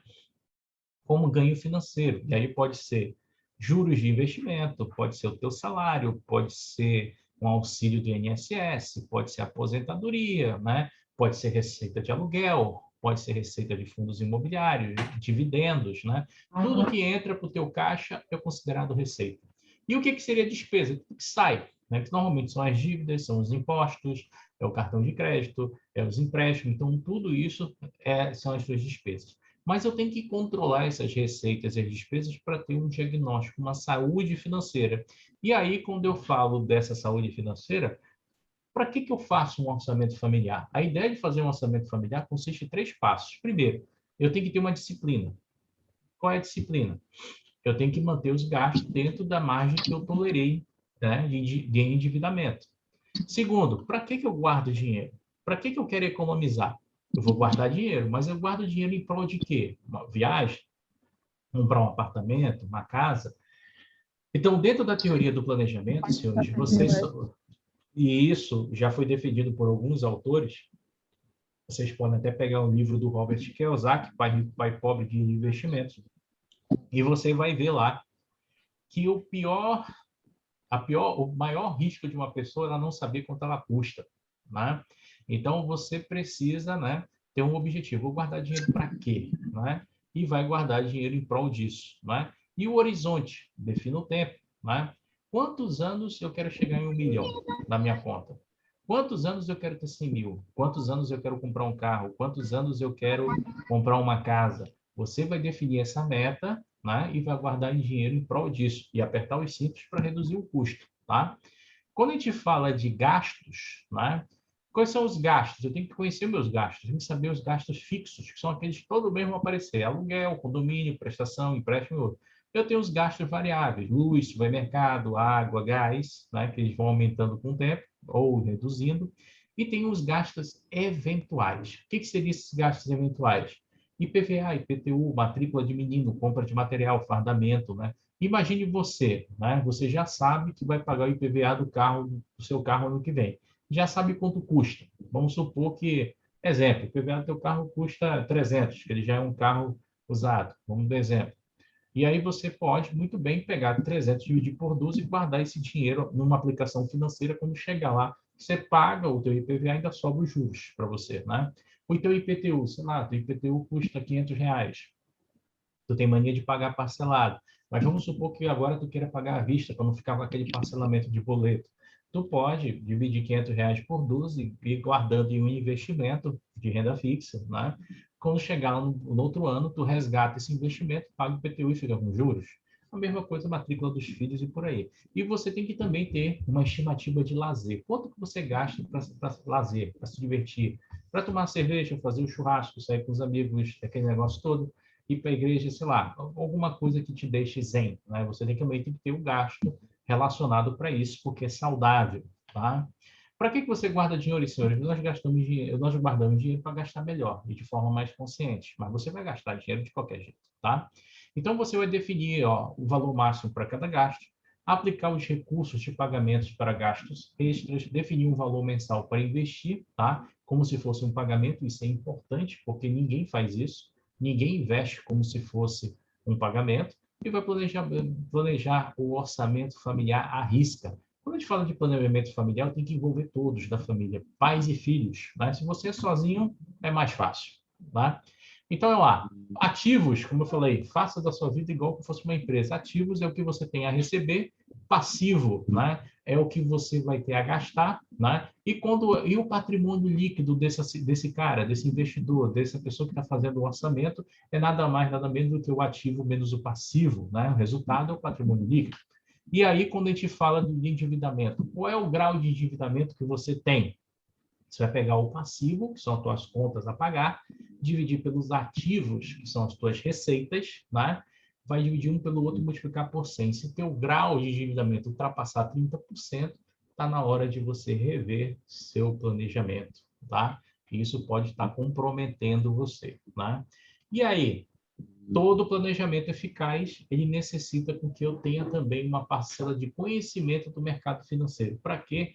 Para que eu possa pegar as sobras dos recursos ou então provisionar um gasto para fazer investimentos. Então, não existe planejamento eficaz, não existe economia eficaz se você não aplica o dinheiro no final. Por que eu não posso guardar o dinheiro em casa? Alguém sabe me responder? Por que não é bom guardar o dinheiro em casa? Tem gente que coloca, eu vou viajar, vou pegar as moedinhas, vou encher um garrafão de água. Pá, pá, pá, pá, pá, pá. Eu vou viajar, vou pegar as moedinhas, vou encher um pet de 2 litros. Pá, pá, pá, pá, pá, pá. Por que eu não posso guardar dinheiro em casa? Em casa não rende, né? Hã? Dinheiro em casa não rende, desvaloriza. O dinheiro em casa desvaloriza, ele perde para a inflação. Então, quanto mais a inflação sobe, você perde recurso em casa. Então, você vai ter que procurar investimentos que superem a inflação, não é? Então, por exemplo, quem tinha R$ 100 desde o plano real até hoje, esses R$ 100 está valendo R$ 14. O que aconteceu com ele? Foi a desvalorização que teve, tá? Mediante as variações de inflação no período. Então, se você quer ter um planejamento financeiro eficaz, você tem que guardar, tá? E investir, tá? O legal é vocês entenderem que não importa o valor. O que importa é que vocês têm que guardar algo, né? Que vocês guardarem algo, com o tempo vocês vão conseguir ajustar o planejamento financeiro de vocês para estar sempre guardando alguma coisa dentro das suas possibilidades. Certo, senhores? Certo. Beleza. Beleza. Toma, tem mais uma aluna na sala. E aí a gente chega aqui com finanças comportamentais. Gente, nós compramos, nós vendemos, às vezes até investimos por estímulos emocionais. Vocês sabiam disso? E aí nós podemos entrar numa coisa chamada heurística. O que heurística é nada mais, nada menos do que atalhos mentais que podem prejudicar o investidor ou o poupador durante seu processo de investimento ou de redução de custos, né? Então, como dizia o autor dessa tese, que foi esse psicólogo que fez a tese, né, que ganhou o Prêmio Nobel de Economia, né? Quando tomamos uma decisão e enxergamos apenas o que queremos, ignoramos a possibilidade de minimizar um risco que enfraquece nossas esperanças. O pior é que muitas vezes, tá? Muitas vezes, volta. Muitas vezes somos confiantes mesmo quando estamos errados, né? Isso aqui é muito comum até para investidores. Tem muito investidor que quebra a cara quando vai investir na bolsa de valores pela primeira vez, ou até mesmo os veteranos, né? Por eles não assumirem a posição de olhar, né, vários outros analistas ou vários outros conceitos e ele achar que ele é o senhor de tudo. E com isso ele se quebra. Então, a gente vai ver aqui o que é uma heurística. A heurística, como eu falei para vocês, são esses atalhos mentais, né, que podem orientar o julgamento do investidor e fazer com que ele entre em viés que são errados, tá? E esses julgamentos eles estão todo o tempo influenciando as nossas decisões e a nossa vida, tá? E o primeiro desses julgamentos que a gente vai ver é a heurística da disponibilidade. Vou até ler para vocês e tentar explicá-la aqui da melhor maneira. Então, olha lá. Heurística da disponibilidade. Os investidores, para investir, baseiam sua vontade em lembranças recentes. Com isso, traçam suas decisões de investimento, seus julgamentos com base no dia a dia e tipo de atitude pode pegar o investidor desprevenido, por isso pode relaxar nos seus investimentos, tá? Uma atitude recente que faz os investidores pensarem 2 vezes antes de guardar dinheiro hoje chama-se Covid, né? Então, tem muito investidor, eu não vou mais investir na bolsa porque eu perdi um dinheiro ano passado e aí eu não quero mais correr risco, eu não vou mais investir em fundos de investimento, eu não vou mais botar dinheiro no banco, eu não vou mais fazer isso, vai ficar tudo na poupança, tá? Só que o cara não avalia também que na poupança ele perde dinheiro para a inflação, tá? E uma outra coisa, eu estou julgando acerca daquilo que pode acontecer ou não pode acontecer, né? A gente está vendo aí a Covid, a Omicron aparecendo, e a gente está vendo os mercados de bolsa e até os mercados de cripto se comportarem bem diferente do que se comportaram no início da pandemia, em março de 2020, quando as principais bolsas do mundo despencaram em torno de 40%, 30% a um ano, né? Ou seja, despencaram 30%, 40% em um mês e as criptomoedas despencaram mais de 100%, né? Mas hoje o cenário está totalmente diverso, né? Eu não posso dizer que é a mesma regra que vai acontecer, que aconteceu com a Covid em 2020, pode acontecer agora, tá? Não tem como afirmar. Então, um cara que investe aqui pela heurística de disponibilidade, ele está mais preocupado com fatos lá presentes no dia a dia dele, tá? E isso, às vezes, pode atrapalhar ele, pode fazer você perder grandes oportunidades, né? Por exemplo, eu tive investidores que ficaram com medo de investir em ações e eles perderam algumas oportunidades. Quais? A primeira, Quem deixou as ações paradas na carteira de 2020 para cá, o dinheiro voltou todo, porque todas as ações voltaram a subir, recuperou tudo e ainda deu lucro. Né? Poucos investidores que eu conheço fizeram isso. Segundo, os investidores começam a perder outras oportunidades. Por exemplo, quem estava olhando o setor de tecnologia dos Estados Unidos, né, teve empresa lá que disparou 220% de agosto para cá. E teve empresa que subiu 26%, né, só no mês de dezembro. Então, você perde outras oportunidades. Tá? Então, o cara está preso a esses falsos julgamentos. Heurística da representatividade. Né? O investidor baseia suas ações em informações com base na similaridade de acontecimentos. Seu ponto de vista de análise é recordar alguns eventos históricos presentes na sua memória, né? Comparar fatos ocorridos no presente, e isso ele usa para estabelecer uma decisão mais aceitável. Tem muito investidor, gente, que fala bem assim, olha, eu não vou investir em janeiro porque todo ano janeiro cai a bolsa. Ponto. Tem investidor que fala isso. Eu não vou investir no final do ano porque todo final do ano a bolsa cai. Ponto. É um fato histórico. Na cabeça dele, isso aí já sempre acontece, tá? Tem investidor que fala, não vou investir em empresas estatais perto de ano de política que vai cair tudo. Tá? Nós estamos em ano de política, as estatais estão tudo subindo. Pode ser que esse ano seja um ano diferente. Então, o cara que vai pela heurística da representatividade, ele quer comparar um evento que acontece no passado com um evento que acontece hoje para saber se vale a pena ele entrar ou sair de uma operação. E isso não tem nenhum fundamento assim plausível de análise, apenas especulativo, apenas emocional. Tá? A heurística da ancoragem. Essa daqui é a que mais pega os investidores. Quais? Tem muito investidor que, quando vai investir na bolsa, ele fica marcando suporte e resistência. Suporte e resistência. Né? Para quem não entende isso, seria o preço mínimo que uma ação adquire em um determinado período de tempo e o preço máximo que uma ação adquire durante um determinado período de tempo. Só que esse investidor está olhando o gráfico. Ele não para analisar a empresa e saber qual foi o fator que fez ela cair e qual foi o fator que ela fez ela subir em determinado período. Foi caixa, maior dividendo, ou se ela fez uma reestruturação societária, o que ela fez, né? Então, o cara ele fica só ancorado no valor da ação. E aí, quando ele olha para a Petrobras e diz assim, olha, a Petrobras está R$30, está cara, não vou comprar. E, na realidade, pode estar cara na visão dele e pode estar interessante na visão do mercado para continuar comprando. De repente, ela pode subir mais. Tá? E aí, o investidor ele pode olhar para Petro e dizer assim, ó, R$30 é muito caro, eu só compro se eu 27, 28, aí eu entro. Né? Então, a heurística da ancoragem ela tem disso. O cara vai especificar valores, né, para ele poder tomar uma decisão de onde ele entrar. Tá? Normalmente, todo investidor de ação ele é impactado pela ancoragem, né? Porque sempre o investidor de ação fica esperando um momento para entrar, principalmente os investidores de análise gráfica, tá? E aí a gente tem a heurística da aversão à perda. Essa daqui é a pior de todas, né? A heurística da aversão à perda, né, ela faz com que o investidor mantenha os investimentos não lucrativos e venda os investimentos com ganho.